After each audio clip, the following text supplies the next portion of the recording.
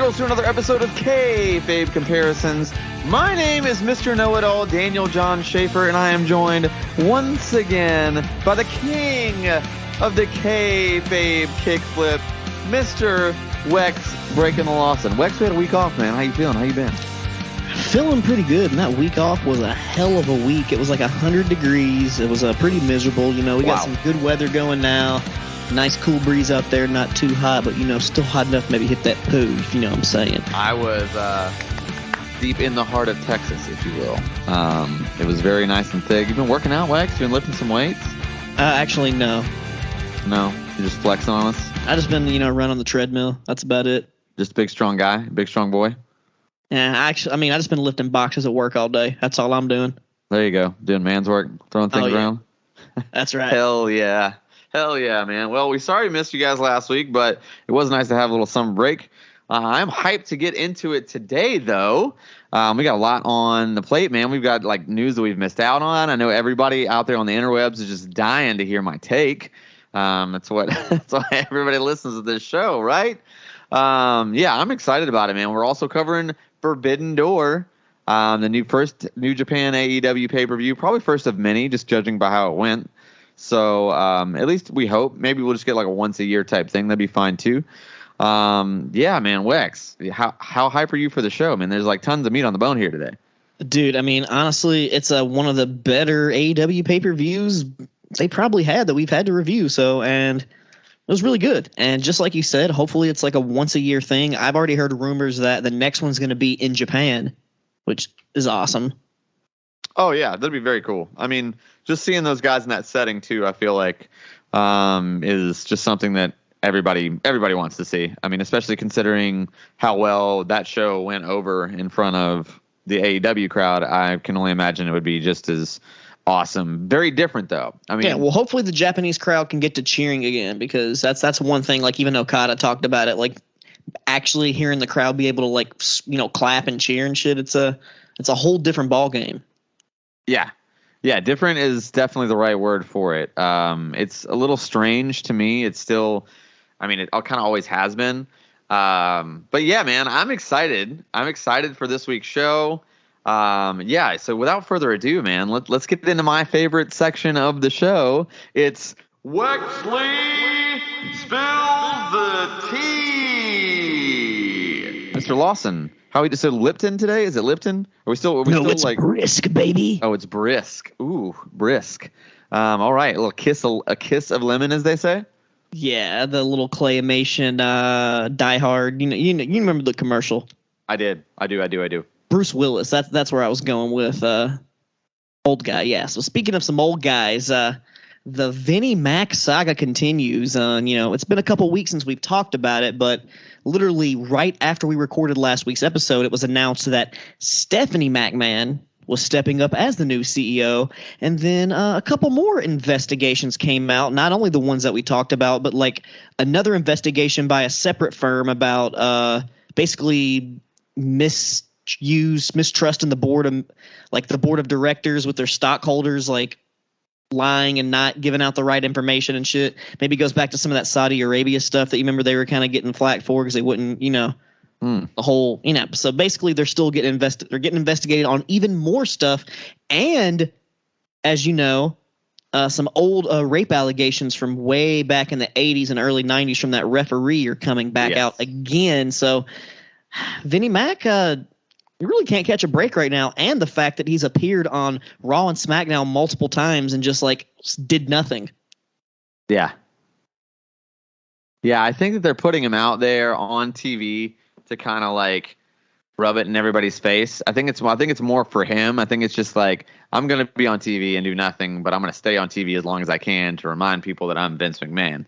I don't know. To me, when I was talking about, when all this first came up about the hush money and everything, and I was pretty much talking about to me this is one of the smaller scandals he's been involved in.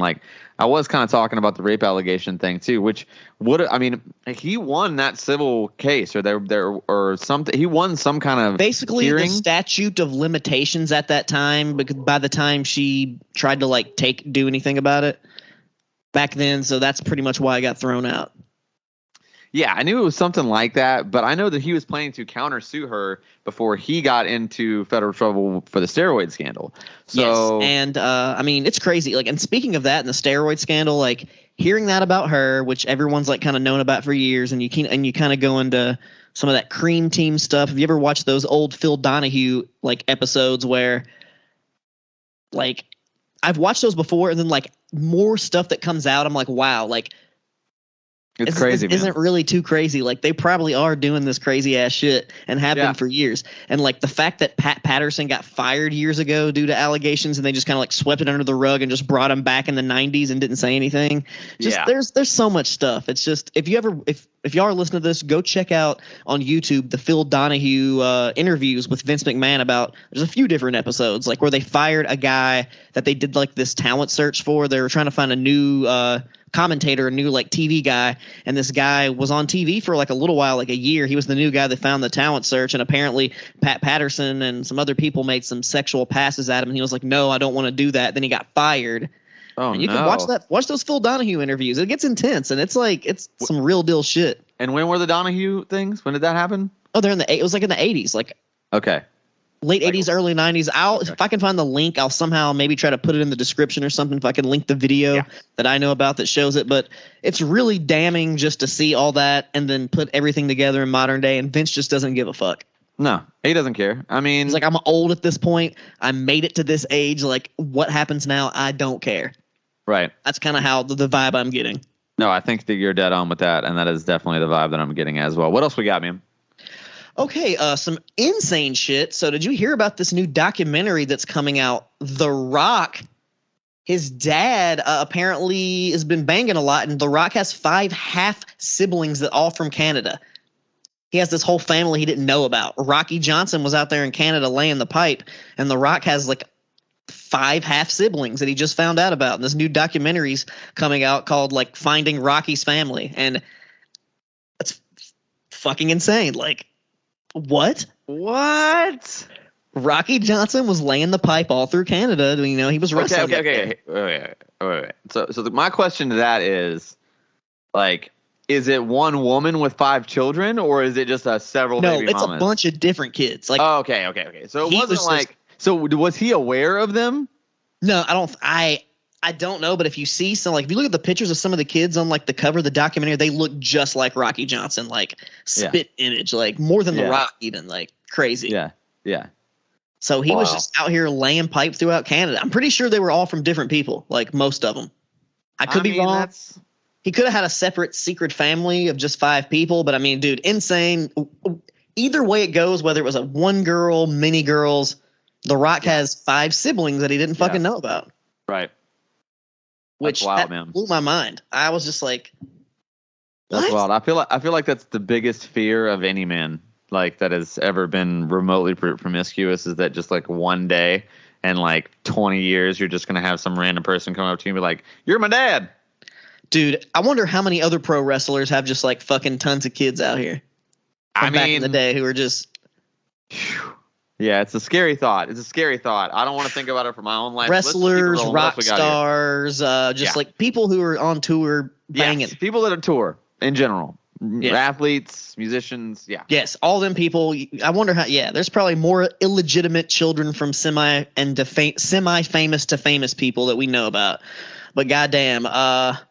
So one other thing in WWE news: Logan Paul just signed a long-term at least like a 1-year contract.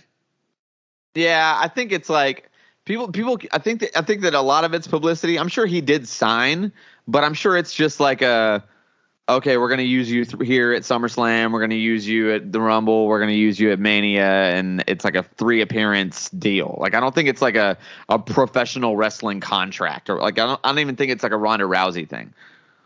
Oh, okay. Well, we'll see where it goes. Maybe he'll do some more stuff at The Miz, I'm guessing. But I would hope so. Pretty fucking funny, kind of ironic, I guess, news. So earlier this week, old shunned wrestler Joey Ryan, with all these sexual allegations, was spotted working at Disneyland at the Jungle Cruise attraction. Some photos were posted online of him, and everybody's like, aha, he's working at Disneyland, and somehow shit got around to Disney and he got fired. That is crazy. Yeah, fucking insane. Like, I think it has something to do with him being around children, maybe, because he had some type of. That's what someone said, but I don't know if he ever actually got. Was he even like prosecuted for anything? That's the thing. So that's when I heard that I was like, I don't know about that. I think Disney is probably like, oh shit, this dude, fuck, we can't have him on the Jungle Cruise. It's just bad PR. They just Google it. They just Google Joey Ryan because he's obviously going by his real name and not Joey Ryan. They like find out the fucking connection there, and they're probably like, fuck. They probably saw the one dick flip video and were like, yep, this guy. Man, I don't know, dude. I mean, I don't know. I mean, Joey Ryan. I was never really into him anyway, so it's not much of a loss for me. But it's like, you got the guy's got to at least be able to work for minimum wage. Exactly, that's what I'm saying. Like, let him fucking let him do something. Maybe not something around kids and young children, just because of what he's maybe known for. But like, that's fair. At least let him go get a goddamn job at McDonald's or something, dude. I mean, or you could just like if Disney's gonna have him, at least make him play like a villain, like Gaston or something like that. You know what I mean? Something where he's not really around young adolescent women. Sure. But speaking of, not really, that's not a good transition. I was like, speaking of young adolescent women. My goodness. I don't know how that would have worked. Coming in hot nothing today, really good to transition into this. But, dude, so this is just the weirdest thing, I think. Vince McMahon, he's getting all these crazy allegations going on. And Tony Khan is catching heat online this week for hugging wrestlers. Like, people are because I don't know what the deal is, but like he like hugged some wrestlers at the press conference, like when they were doing the media thing, and he's like done that before, and they're just like, Vince Russo's really the main one who was like, bro, this is not it. This is just, and I'm like, dude, he's happy. He's just being nice and hugging people that he like. What's so wrong about hugging somebody? Opinion matter to anyone at all in the world these days? Like, I can't understand that. Like, and it was like the little WWE only guys on Twitter, and they were just like ripping Tony Khan, like, oh, he's a weirdo, like, blah. I'm like, he's literally just hugging people, just being nice, like being happy. Like, what the fuck? He's not out here sexually assaulting his staff members and then giving them hush money. It's ridiculous. It's ridiculous, is what it is. I mean, like, literally, you know how, like, the both hardcore extremist sides go, like, one person does any little thing that they could pick at, they're going to be like, blah, blah, blah, blah, you know. Yeah. We know these fucking stands of the single companies. Lame as hell. It goes. We hate the stands here at the show. We just don't like them. We're not fans of stands in general. Well, I'm a fan of Tony Khan, and I'm a fan of, I guess, like, I was going to say Vince McMahon, but I mean, I'm a fan of the character of Mr. McMahon, if you want. We'll say that. I'm a fan of the character of Mr. McMahon. I'm a fan of Vince McMahon. I'm a fan of that dude. That dude has done, like, look at my goodness, man. We're almost in like a Michael Jackson situation. It's like, do I want him, like, to hang out with? Nah. But, like, I'm not just canceling all the things that he's done in the world. Comparison, like, dude. Like, you know what I'm saying? Like, you can't just, like, I mean... Yeah, like, I don't want to talk about Michael Jackson's personal life, but I'm not going to stop listening to Thriller anytime soon. You know what I mean? So, hey, I'll watch Mr. McMahon versus Stone Cold any day. But Tony Khan got some shit rolling with the ROH. They announced Death Before Dishonor July 24th. They officially put out like the new logo, the new merch, and everything. And it's basically the original, well, not the original ROH logo, the second version of the ROH like logo early without 90s Ring of Honor. Without the italicized little shit. So it's pretty much the same thing. I like the vibe. I just want to get a TV deal, a streaming deal, a YouTube, something, an ongoing weekly thing announced soon, because I'm getting tired of it and sprinkled into AEW. Yeah, I don't think that's happening. I think they're just going to keep it in as just part of AEW. Well, it sucks, and I hate that. I'm glad Ring of Honor's staying alive though, because I love me some Ring of Honor. 30 titles and like nothing, and they're about to do a trios title. It's like, dude, you guys have way too many belts right now. Like, yeah.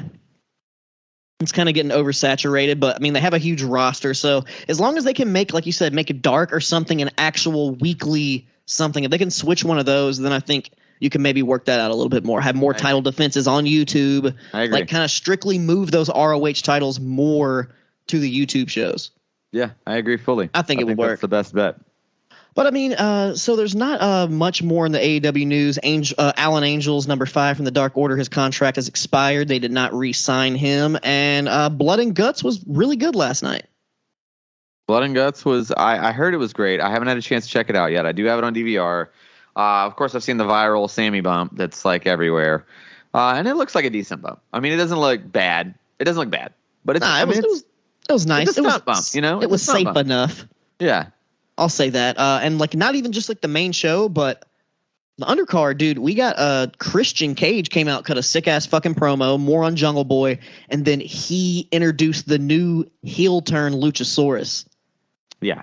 With Christian, and I thought that was fucking fantastic. He's like Yeah. wearing all black, kind of got like old school Kane vibes, maybe with just like a little bit of something mixed in there because he's way more athletic than fucking Kane ever was. But dude, I'm liking that vibe though. Heel Luchasaurus with Christian, and even if he stays heel or ends up turning back face, whatever happens, I think they're going in a good direction with that. That's one of the best stories they got going on in AEW right now. Yeah, I agree. And I mean, I think the sky's the limit for Jungle Boy. I think this is just kind of the beginning of him getting a solid introduction into the singles area there. What's going on with Wardlow, man? What's he doing? He actually is challenging the Scorpio Sky, the TNT champion, next week in a street fight for the title. Okay. All right. Well, he'll probably win that thing. Yeah, and I agree with what Miro said. Hot take, he said the TNT title has went to shit since he lost it. Yep. It's just kind of lost its prestige. So hopefully Wardlow can put some respect on it because, they say that the man doesn't make the belt. Or no, the belt doesn't make the man makes the belt. That's correct. That's correct. I think both the TNT title and the TBS title are useless. Especially because I don't like the way they look either, and I think that All Atlantic title that we're going to talk about in the show is so beautiful. Much cooler. It's amazing. It is beautiful. It's like it's like a brand new Intercontinental title. You know what I mean? Like it makes me feel good. For some reason, I think the TBS and the TNT title are still remnants of Cody Rhodes. I think he had a lot to do with the design of those titles. So maybe that's just like a little thing. And then eventually, what if they end up changing networks? They're going to have to get rid of those titles.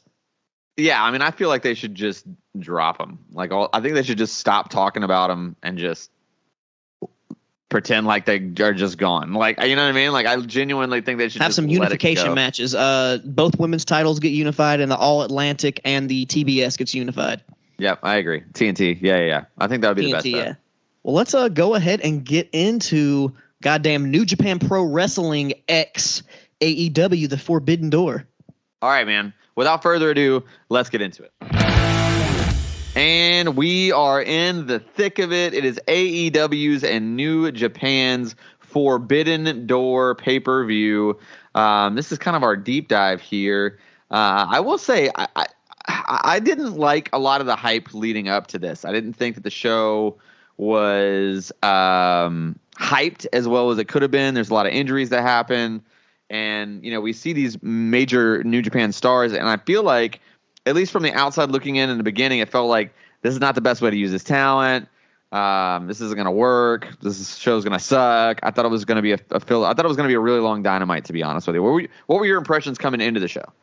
I mean, like literally just, I wasn't expecting to be a long Dynamite, but it's just kind of like everything kind of felt weird because literally every single match on the card except for Tony Storm versus Thunder Rosa had to be changed due to injury.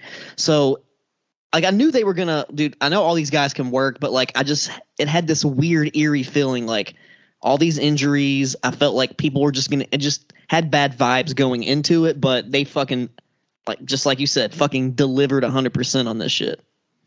Yeah, I mean, not 100%, but yeah, I think they did a pretty good job as always. I did watch a little bit of the buy. Did you watch the buy-in at all? No, definitely. I watched the buy-in, and the buy-in was fucking great too. Yeah, the buy-in was pretty solid. It was pretty solid. I liked that it was for the first time, like it was a show. Like the buy-in itself was a wrestling show as opposed to just like a bunch of hype packages and maybe a match or two. You know what I mean?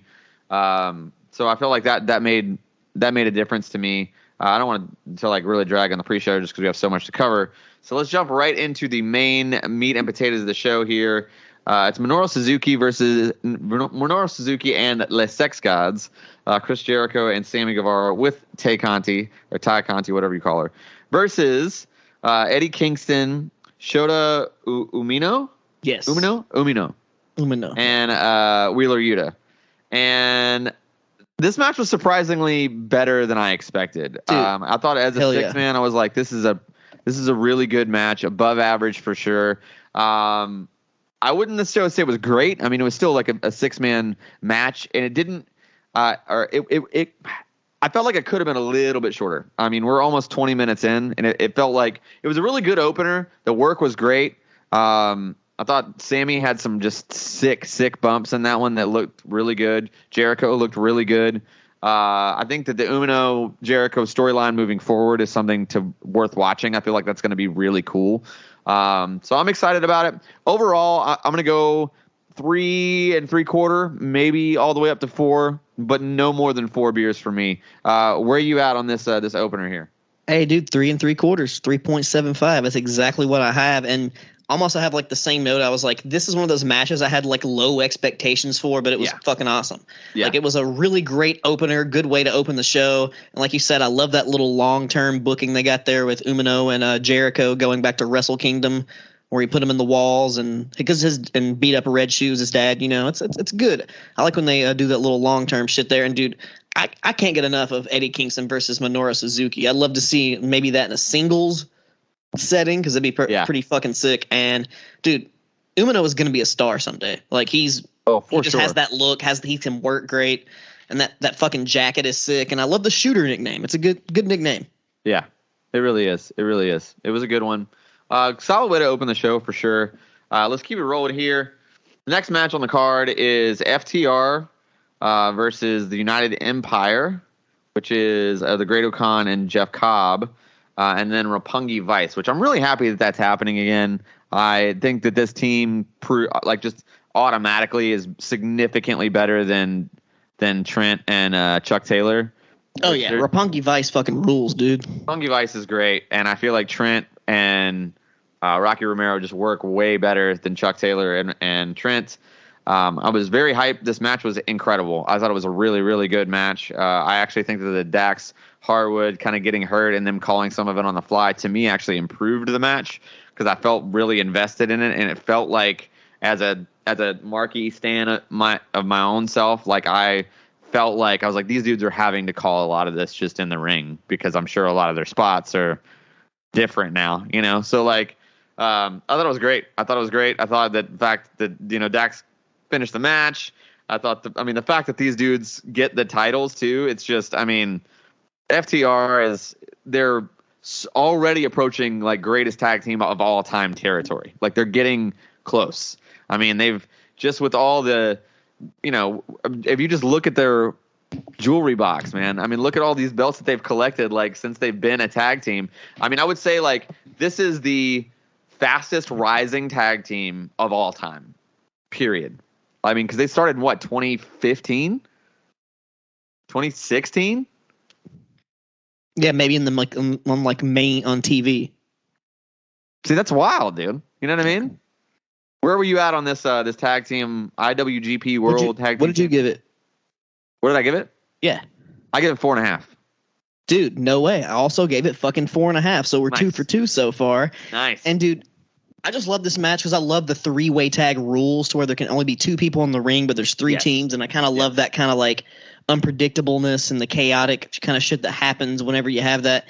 And dude, Great O'Khan had some goddamn HBK level selling in this match, and I was fucking laughing, but it still worked. It was like borderline too hokey, but still good enough. Yeah, it still worked.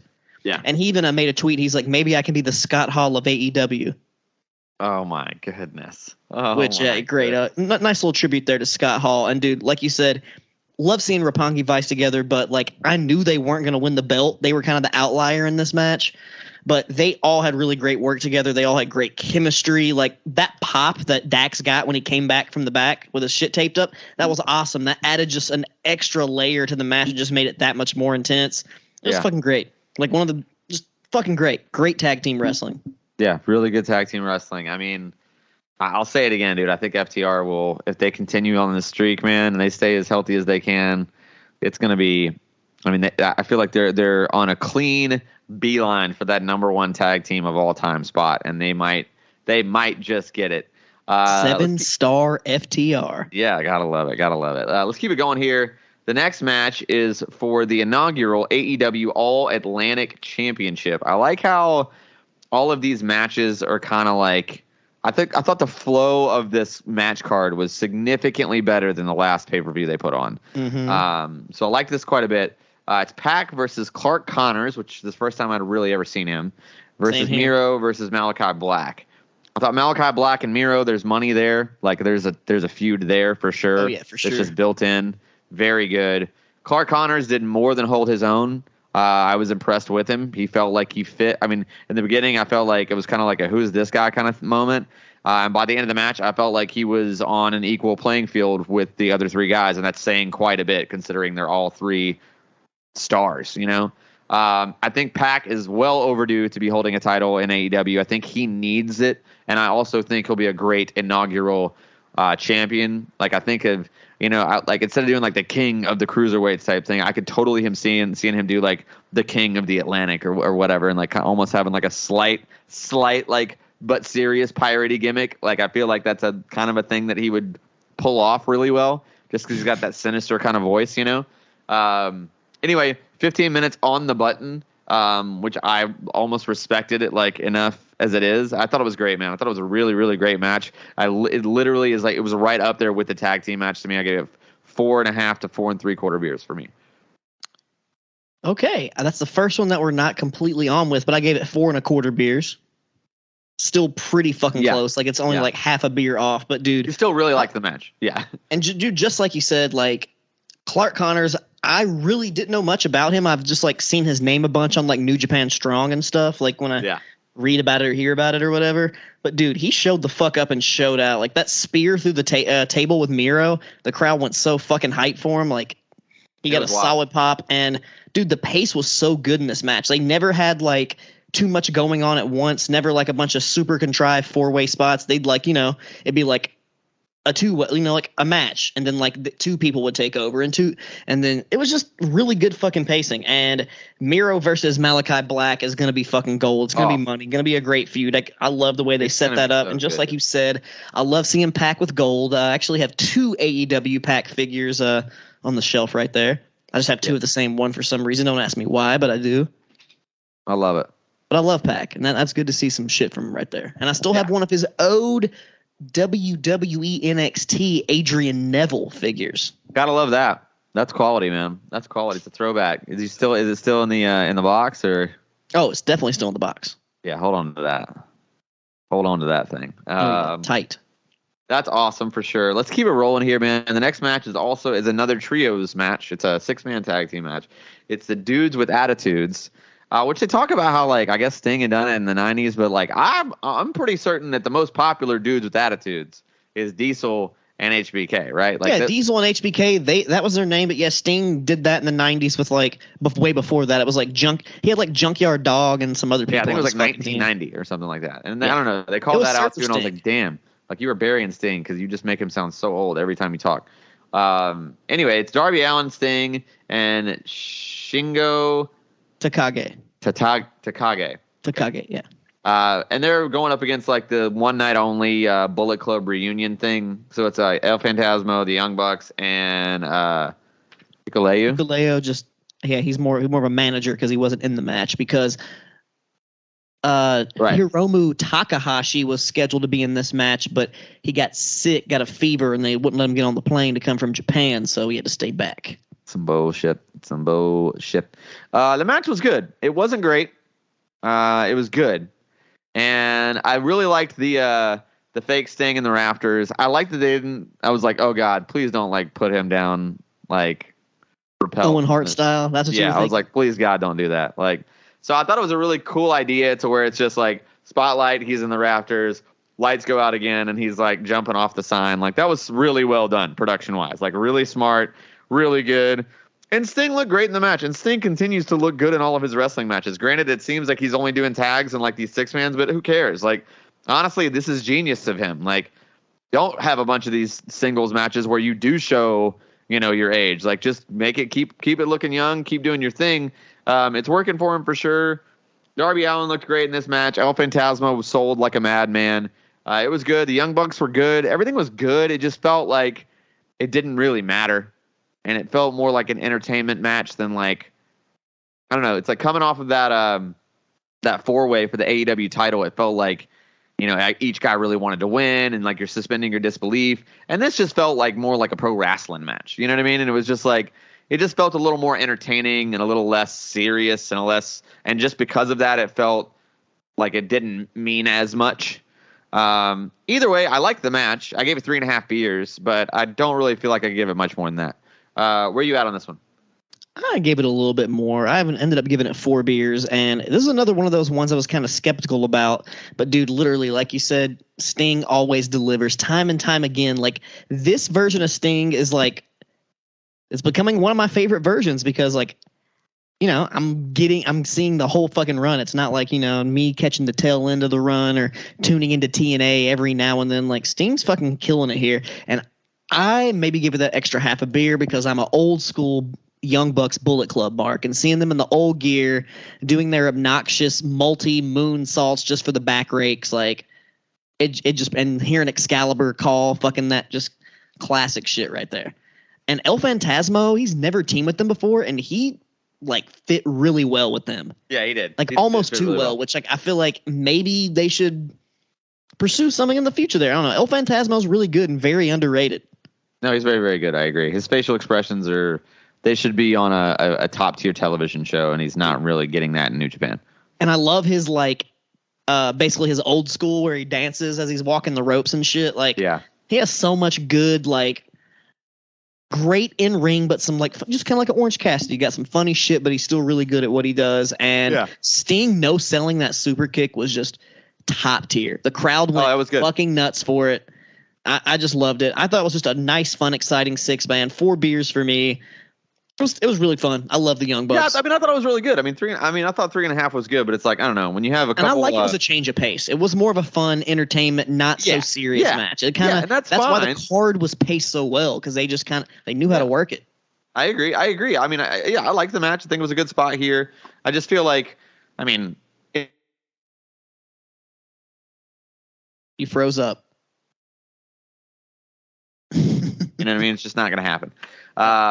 That's okay though. That's okay. Not every match should be a 4-beer match or more, So yeah. It was what it was. Speaking of things that are definitely not 4 beers or more, the next match here is Thunder Rosa versus Toni Storm for the AEW Women's Championship. The AEW's Women's Championship has never meant less, and it just feels like it's not. It's the whole Thunder Rosa title reign is just not working for me, man.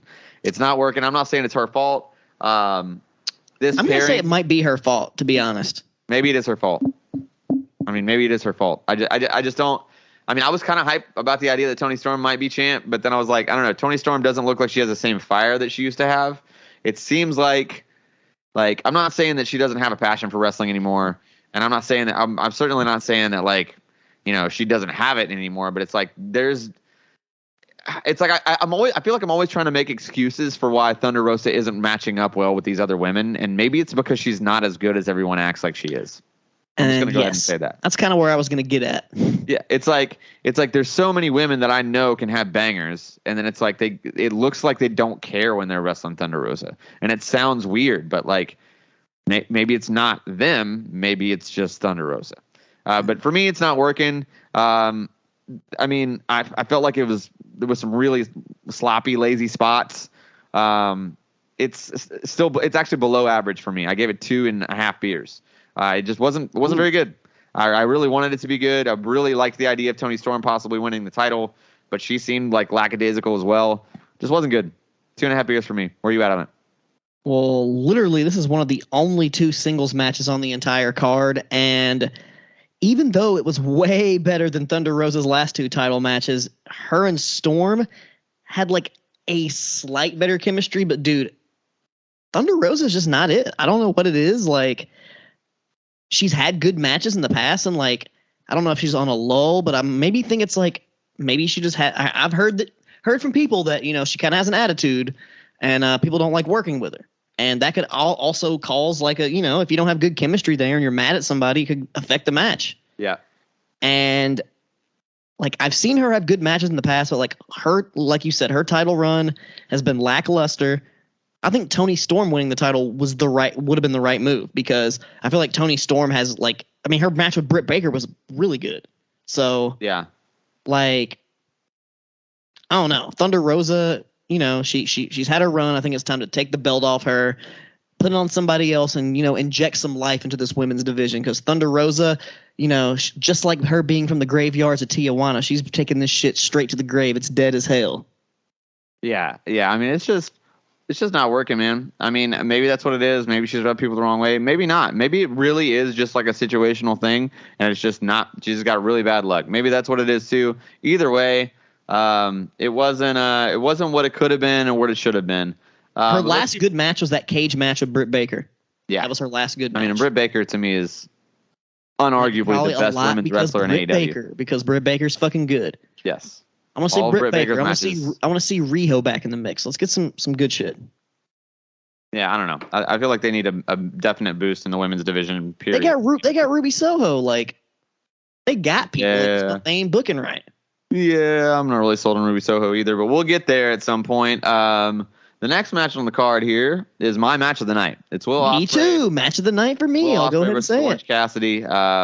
It's for the IWGP United States Championship, but rock hard Juice Robinson is not letting the title go. His promo was phenomenal on the show. I absolutely love Juice Robinson. Personally, like just as a personal mark, he's in my top 5. Like, just so fun right now. Like, I just love that he's like an early 90s pro wrestler and he kind of knows it and just it works for him somehow. I love it, man. This match was an absolute banger. I mean, there were a couple of slight stutter steps, and there was some extra like the outside interference I don't necessarily think needed to happen. So it certainly wasn't a 6-pack, but it was a solid 4 3/4, if not 5 full beers for me. I very much enjoyed this match. Will Ospreay, man, that dude needs to come to AEW, and that dude needs to be an AEW world champion. I feel like he needs to be the world champion in AEW. Like, that's where he needs to be. He's a great wrestler. He's gotten even better as a character. My whole thing against Will Ospreay 4 or 5 years ago was that I felt like he had no personality. Like, he was his charisma is off the charts now. It's insane now. Like, it's like I don't even know how he did it. Like, it's a completely different human being. Like, he's so good. Like, it's like maybe soul to soul. I don't know, because he was like the opposite. Ricochet, because that was the only thing. Neither of them could cut a promo, and neither of them had a personality, and Ricochet still sucks at that. Yeah, I mean, he doesn't suck, but he's not great. Whereas Will Ospreay, like, they were both about, yeah, you're right. They were both about the same level. And now it's almost like, dude, like, I feel like right now you're a better promo than 90% of the people in pro wrestling right now. I mean, I'm not saying the best promo in the business, but pretty damn good. His character is great. I don't know how he hasn't been scooped up by AEW or WWE, to be completely honest with you. He seems like he'd be right up their alley. It'd be a big win for WWE. Who knows, man? I mean, Will Ospreay gets the win. It's a great match. I didn't really care for the outside interference, like I said, but I'm going 4 3/4 beers, really close to a 5-beer match for me. Where are you at on it? Well, it's my match of the night, and it went just over 5 beers for me. Oh, wow. I gave it 5 1/4, and okay. Orange Cassidy's supposed to be a comedy wrestler, and he definitely is. But dude, this match fucking went like, and they had some false finishes where, like, I had my booty hole clenched for a second. I was like, oh, yeah. Like, ooh, and then when fucking Cassidy kicked out of the fucking elbow, yeah, I was like, dude, like, Cassidy looked like $1 million in defeat. Yeah. He looked so good, and Will Ospreay, like you said, is just a goddamn fantastic promo, great personality, freakish athlete. You're right. He needs to come to America, come to AEW, get a full-time run, give him the world title. Then when Kenny Omega possibly never comes back, if he does, Kenny Omega versus Will Ospreay. Let me just go ahead and rub one out to that one So I'll just think about it. I'll go ahead and put that into the AI. Will Ospreay versus Kenny Omega, and whatever weird fucked up image it gives me, I'm just gonna rub like one out to it. Yeah, I don't really know what's going on with Kenny, but it doesn't seem like he's in any hurry to get back either. Well, the last thing I heard from Kenny, he said basically he keeps having setbacks, and if he has any more major setbacks, he might be done because physically he's just like certain things just can't heal. Yeah. If he's broken down his body that much, then it is what it is. At least he went out with a fucking bang with a hell of a last run. Yeah. I mean, hopefully it's not his last run. Hopefully we'll see. Hopefully. He's my favorite wrestler, so we'll see him back in there. But this match was great. Absolutely loved it. This is my match to go watch. If you get a chance, definitely go check out Ospreay versus Cassidy at this show. It was fantastic. The next match on the card is pretty damn good as well. I feel like at this point that was not really a major surprise. I feel like 90% of the IWC, which means probably 75% of AEW's fan base, kind of knew that Claudio was going to be the guy. Oh yeah. Either way though, it worked out. I mean, we knew, but it was still good. The match was not. Maybe I just had unrealistic expectations. Like the match was very good, but I expected more. I really did expect more. Maybe it was just a little bit of rust, but Claudio looked a little more blown up than I've seen him in previous matches, and that weighed on me. I mean, I think really what it is I had way too high expectations. I was like, oh, this is going to be an absolute clinic, and it was very good, but it wasn't a clinic to me. It was very good. I gave it 4 solid beers, but it was, even though it was above average, I recognize that. It's like I had unrealistic expectations for it, and I really wanted it to be a 6-beer match, and it just was a solid 2 beers under that to me. So it's not fair to say it's a disappointment because it was still 4 beers, still a very good, highly rated match from me. But, it's Cesaro and Zack Sabre Jr. I expected to be, an absolute barn burner. What'd you think? I mean, I thought it was definitely a banger. I went 4.5, just a little bit higher than you. Okay. And like you said, I was expecting more of like a technical masterpiece, like more of a, Yes. Yeah. More of that shit. But I mean, I still like the way they worked it. They showed the technical side versus the strength of Claudio, and he got to hit all of his big shit. And I could tell he was a little bit blown up, but I will say on Blood and Guts last night, he looked really good. So okay. I will say that. But dude, he just looks so happy just to be out. I don't know. It made me feel good to see Claudio out there. I think Blackpool Combat Club is the perfect fit for him. He doesn't need to talk much. Regal can do the talking. Yep. Let him just go out there and whoop ass. And I love seeing the fucking Ricola bomb. I haven't seen that in years. And hearing Excalibur on commentary call it just like PWG. Classic shit right there. As long as we could be funny if we can get Claudio to grow out that ponytail again. That'd be some funny shit. Something. But I'm really looking forward to seeing what's going to happen with him and Eddie Kingston. Yeah, I mean, I think I like that booking for sure. I really feel like Eddie Kingston is a very emotional wrestler, and Cesaro can kind of cover the P's and Q's of the intricacies, and I think that's going to be a very interesting. Hopefully, such history. AEW loves that long-term booking. Like they could have a good program. Yeah. I hope they get several matches together. Is what I'm saying. Which the result of Blood and Guts kind of like set up some of that. They basically were both on top of the cage doing submissions. And Eddie Kingston, trying to get that revenge on Jericho. But the dude that Claudio was doing the submission tapped out first, and he won the match. And Eddie Kingston was just, like looking at him like. So they're planting the seeds. It's going to be good shit. Yeah, it's going to be good. I'm excited about that for sure. That's one of the best anticlimactic endings to like a match to set up. I don't know. It's great. You got to fucking go watch it, dude. Yeah. Well, speaking of kind of anticlimactic endings, let's get on to this next match here. It's Jay White versus Hangman Adam Page versus Okada versus Adam Cole. At the beginning of this match, I was like, this might be match of the year. Like this could be insanely good. And to be honest, 3/4 of this match was insanely good. I thought like 75%, maybe just 70%. Really, just the ending little finish sequence where Adam Cole got hurt are the only things that really kind of fucked it up. Yeah. Well, there were a couple other stutters. It was a little more than halfway that it started to get. Maybe I don't know. Maybe it was just they had a long match, but maybe they just got a little worn out. But I don't know. I mean, it definitely started to get real muddy there towards the end. And then, like, I didn't see when Adam Cole got concussed. So to me, it felt like I immediately went into like conspiracy mode. Like it felt like a screw job finish. Like it felt like Adam Cole went to kick out and was held down. And I was like, whoa, did New Japan just like pull something here? Like, did they not want to beat Okada? So they just decided like, hey, no matter what, just pin Cole at the end. Like, you know what I mean? Like, that's what I felt like happened. Well, they were working good then if they got you with that one. Yeah, I mean, I just didn't see I didn't see where he got hurt. Like, So I was like, what just happened? And like you could kind of see him like not really know what was going on. I didn't realize now that that's because he was concussed. But like, yeah, man, the match was really good. But again, about the last 25% of it was a little just wonky. And the finish really, really took the air out of the building too. And I was like, man, that's really sucks. So when the finish knocks it down, the finish probably knocked it down at least half a beer. I went 3.5 beers on it. Oh, okay. Well, I'm pretty close to you. I went 4 beers. Yeah, that finish seems like really we're about half a beer off just this whole show. It just kind of happened so quickly, and I was like, I like the idea of Jay White getting the sneaky finish, and I think that was the plan all along, but I don't think it was supposed to be Adam Cole just getting set up for the Rainmaker than just jumping out of the ring. Yeah.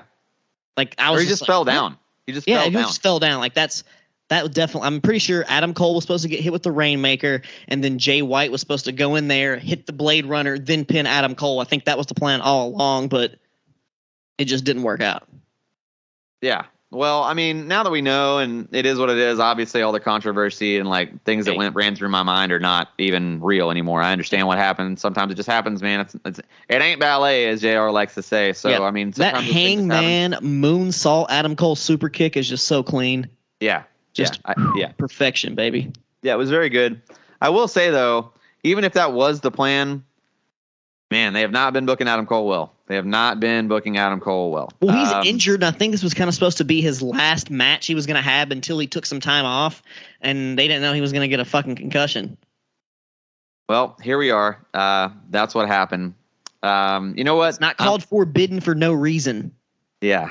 And then the next match here, let's get on to the main event here. Jon Moxley with Regal versus Tanahashi for the interim AEW World Championship. I feel like we all just knew that Tanahashi is not winning it. I mean, yeah. I feel like that's just kind of a guaranteed thing.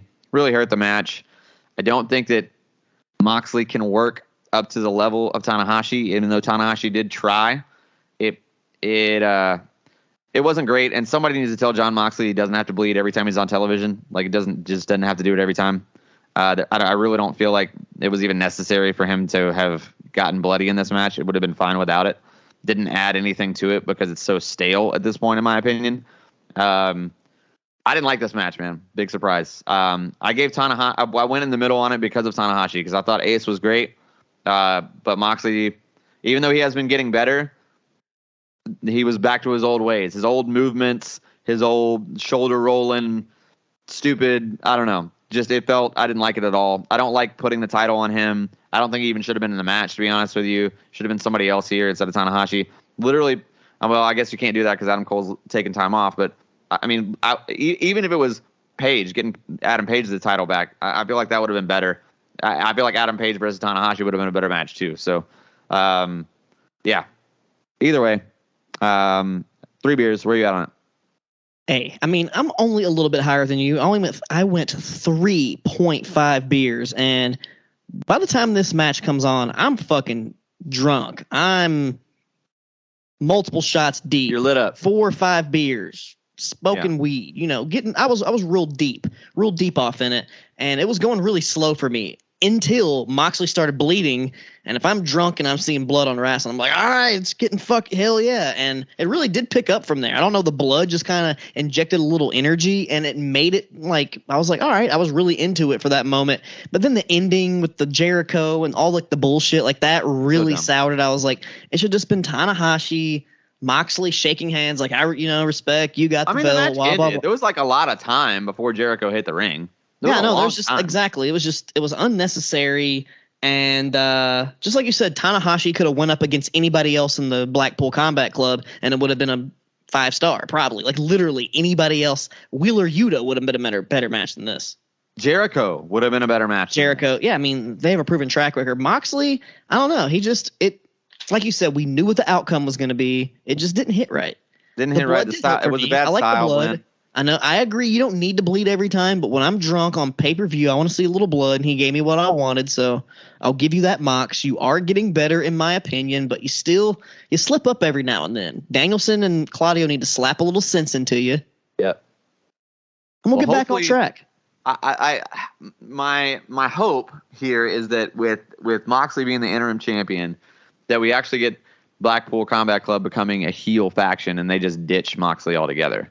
And it's just Yuta and Claudio and Danielson and Regal. Like, I don't think Moxley even really deserves to be in there. It doesn't make like he's the only wrestler that's not a technical wrestler in that group. Like, he's the only one.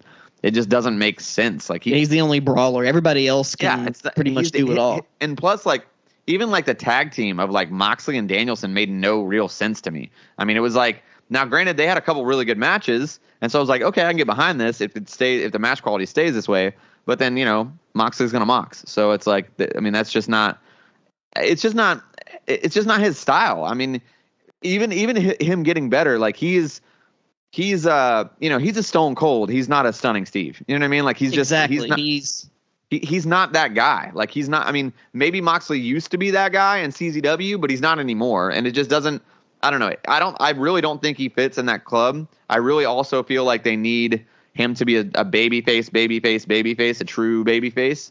And Blackpool Combat Club doesn't really lend itself to that, especially considering like all those guys are really good. So it's like, why are they really baby faces? Like, they're handedly beating a lot of these. Like, well, Blackpool Combat Club is kind of weird. It's like they're half baby face, half heel. They're kind of tweeners. Yeah, like, weird. Some people come out of the good guy tunnel. Some people come out of the bad guy tunnel. It's weird. They should just be a heel team. It makes it Regal is better as a villain. I mean, it's all better as, and it'll be like an NWO heel team. People are gonna love them because they're badass. Yeah, and that's fine. But I just feel like prisoners, just kick ass. Hopefully Moxley just gets out, and they just, you know, maybe Claudio and Moxley just have a run, and as you know, with Blackpool being the heels, and Moxley looks really strong, beating up all these guys that he was once teaming with or whatever. You know, that might work. I don't know, but I don't know. The whole it's not for me right now. I thought the matches were great. I will say this too with AEW, and not that I follow New Japan, you know, very well, but like,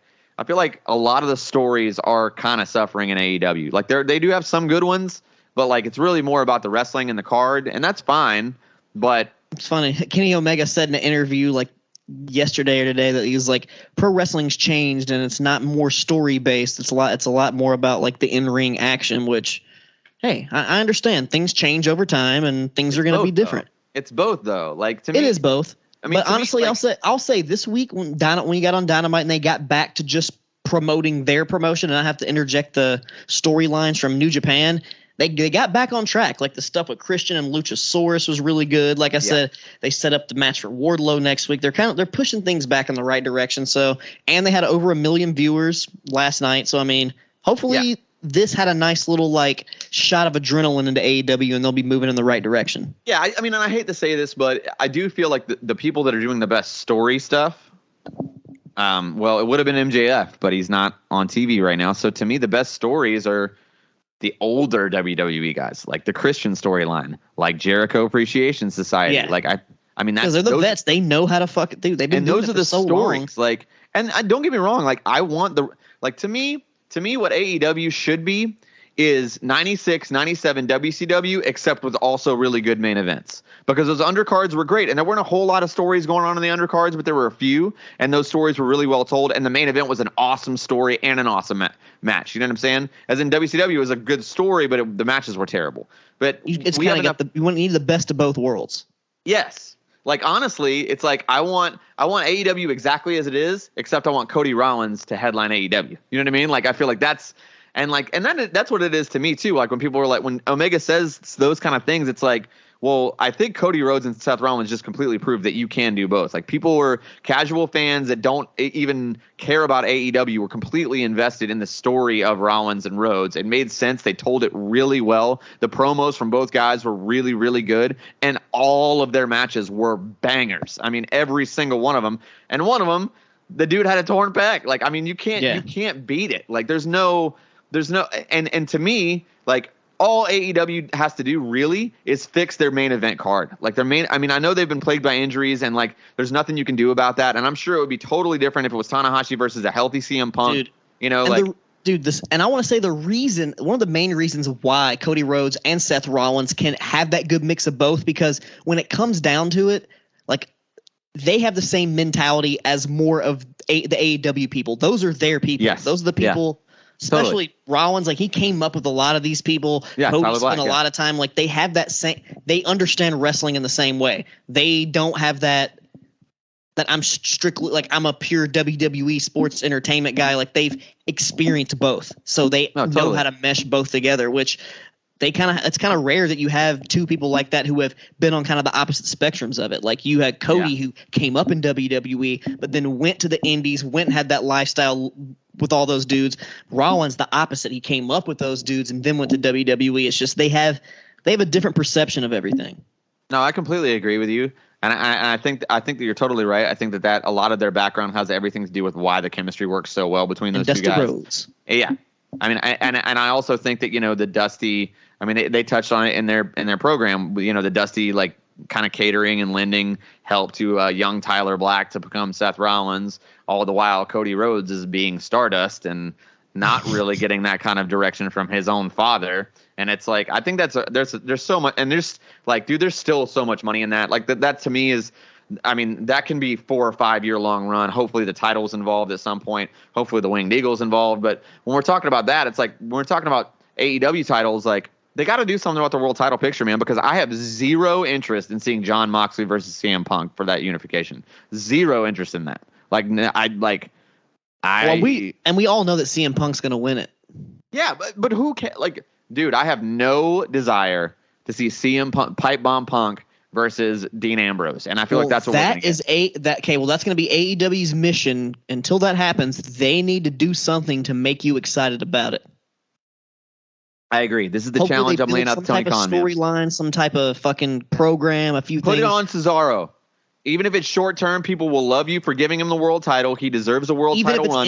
Even if it's 6 weeks or 3 months or whatever, and then Punk comes back. Claudio is a heel versus a returning Punk. Claudio with the title as a heel versus a returning Punk. Money, money, money, money all day. It would be so good. The match would be great. Honestly, anybody else but Moxley, because I just don't like seeing Moxley wrestle, to be honest. I thought he was on a good stretch there for a while, too, man. I thought the tide was going to turn on how I felt about Moxley. But you know what? The show was good overall, though, I will say. If I have to give the show an overall rating, it's probably 4 and some change. It's probably 4.25, 4.5, somewhere around in there. 4.75 for me, at least. Okay, that's fair. So we're about a quarter of a beer off, maybe. The women's match really brought it down to me. The weird finish for that 4-way for the IWGP title kind of took it down for me. But, that IWGP Tag Team Championship, seeing FTR get that title and hold 3 title belts, so good. Orange Cassidy, Will Ospreay, please bring him in. Give him the title. Have him beat Moxley for the title. I would love that. Ospreay versus what they should have done is literally they should have Tony Storm face some random Joshi wrestler from Stardom or something, and they probably could have put on a way better match. You know what? It would have been really cool is if it was B. Priestley versus Tony Storm and like a cross promotion thing there, because they have a long history. B. And Priestley's in WWE now. Is she? Yeah. When? She's in NXT UK, and her name is Blair Davenport. Oh no! When did that happen? Like a while ago, but no one watches NXT UK, so no one cares. Are you positive that didn't like happen and now it's been over for a while? No. She went to NXT UK. She left Stardom. Last I heard, she's still. I'll pull up my phone right now. I'm pretty sure B. Priestley is in NXT UK. Okay, I'm gonna ask for tweets here, but if you still watch NXT UK, and I've tried, I really wanted to like that brand, but I tried to watch it like a couple times, maybe even a few months ago, and it was so bad. Like the story booking, it was like even worse than NXT 2.0. Because I was like, hey man, I'm gonna watch UK, and then hopefully it'll be better than NXT 2.0, and it was worse. It was like worse than 205 Live, man. Yep. It was like just pulled up her Wikipedia. She is currently signed to WWE, where she performs on the NXT UK brand under the ring name Blair Davenport. Weird. That's a bummer. That's a bummer. Either way, the women's match wasn't very great. I will say, go out of your way to watch Ospreay versus Cassidy. Watch that tag team title match. And that's pretty much it, man. I mean, that's pretty much it. Yeah. Great show. Go back, watch Ospreay, Cassidy. If you didn't watch Blood and Guts this week, that's a pretty good show. Definitely a good free television show that is on to par with some probably even better than some of the other pay-per-view things they put out at some point. If you like chaos, Blood and Guts is great. Angelo Parker or Daddy Magic. I can't remember which one, but he basically got like Predator crucified, like hung. It was they got some crazy shit. Fun stuff. My goodness, we're gonna have to check that out for sure. Yeah, guys, I'm excited for what we have going on. I thought the show was good. It's always good to be able to cover AEW in long form, especially for their first ever crossover pay-per-view with New Japan Pro Wrestling. Could have been better, could have been worse. But here we are, man. Let's just keep it rolling. What do we have coming up here next, man? What do you know what we have next week? Next week, we going to cover Money in the Bank? That's it. It's Money in the Bank. You're totally right. It's Money in the Bank next week, and it's just going to be a single pay-per-view. Yeah, single pay-per-view. Money in the Bank in the news, baby. Yeah, Money in the Bank in the news. Speaking of, do you remember who the first ever Money in the Bank winner was? Edge. Was it Edge? Was he the first ever Money in the Bank winner? He's the first cash-in, I thought, on John Cena, right? Let's see. I'm saying it's Edge. I'm going with Edge. First ever Money in the Bank winner is Edge. You are correct. It was Edge. He was the first ever Money in the Bank and he winner. Cashed in on John Cena at New Year's Revolution. He did. Just after he had a fucking cage match, I think, right? Even though the match itself was invented by Jericho. Definitely they took his idea and gave it to Edge. Which is what WWE has done so well with their ideas over the past few years. I guess over the past forever, to be honest with you. But yeah, man, I'm excited. I mean, Money in the Bank's always a fun show. I mean, the matches will be pretty decent. I'm sure they're going to have, women's Money in the Bank. They'll have a men's Money in the Bank. I don't really know what they have on the card other than that. Is Brock and Roman on that? Brock and Roman. No, Brock and Roman's going to be SummerSlam. SummerSlam. Okay. Because we haven't. Is this the 8th time they've wrestled for the title? I think it's like the 8th or 9th. Like, no shit. I think it's like the 8th or 9th time. All I know is that I'm not very excited for it, to be honest, because I've seen it so many times. It's like watching LeBron versus anybody in the NBA Finals for like every. I know that the rumor is that they're thinking about turning Roman babyface again. I don't know how that's going to work. I don't know how you do that. Dude, it's not going to work now. Yeah, I think they really want to though, because they're desperate for baby faces right now, and Roman's super hot.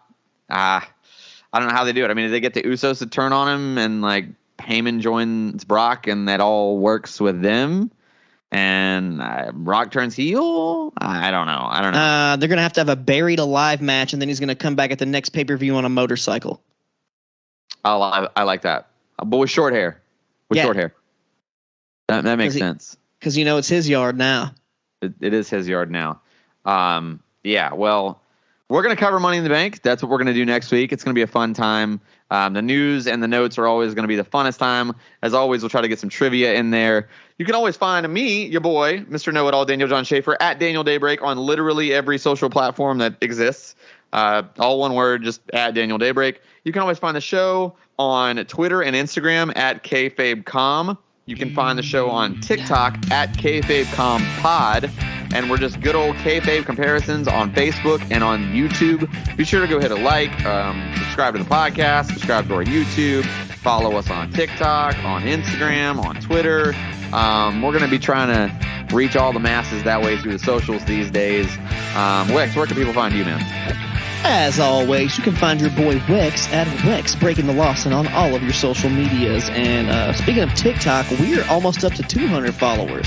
Uh-oh. At 100, we were going to do some shit, but we just bullshitted, never did it. But we're almost up to 200. So once we get up to 200, we will definitely do that little wrestling cover or whatever we decide to do. We'll do something special for 200 followers on TikTok. Be sure to follow us on TikTok and tell a friend. And if you refer us and they follow us, I'll send you a sucker or something. I don't know.